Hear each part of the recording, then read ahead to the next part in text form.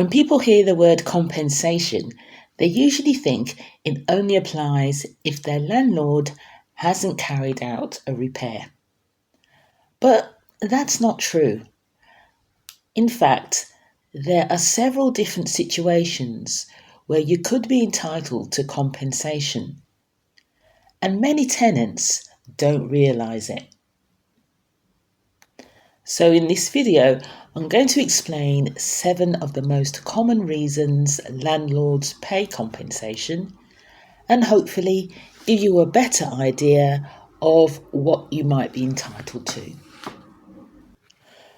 Probably the most common reason for compensation is when repairs take far longer than they should.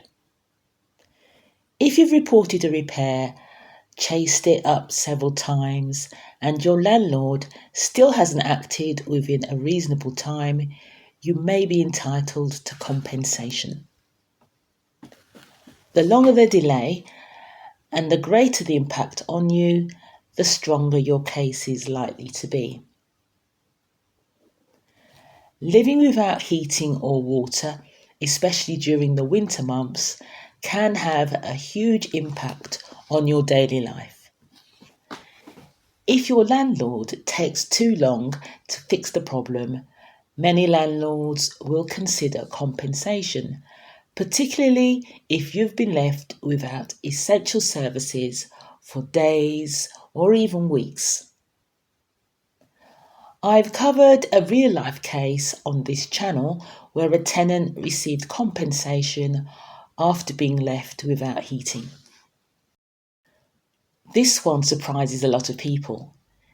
If you've taken time off work or waited at home all day for a contractor who never turns up, you shouldn't simply accept it. Repeated missed appointments can lead to compensation, especially if they cause inconvenience or financial loss. Compensation isn't always about the original repair. Sometimes it's about the way your landlord handled your complaint. Did they ignore your emails? Miss their own complaint deadlines? Fail to explain what was happening? Or make you keep chasing them for updates? Poor complaint handling can sometimes result in compensation, even if the repair is eventually completed. Damp and mould isn't just an inconvenience. It can affect your health, damage your belongings, and make your home unpleasant to live in. If your landlord delays dealing with the problem when they should have acted sooner, compensation may be appropriate depending on the circumstances. Sometimes a repair problem leads to damaged possessions. For example, a leaking roof might damage furniture or clothing. A water leak could ruin carpets or electrical items. Every case is different, and landlords won't automatically pay for damaged belongings.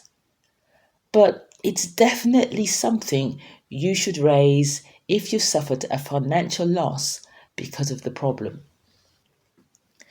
This is the type of compensation many tenants don't know about.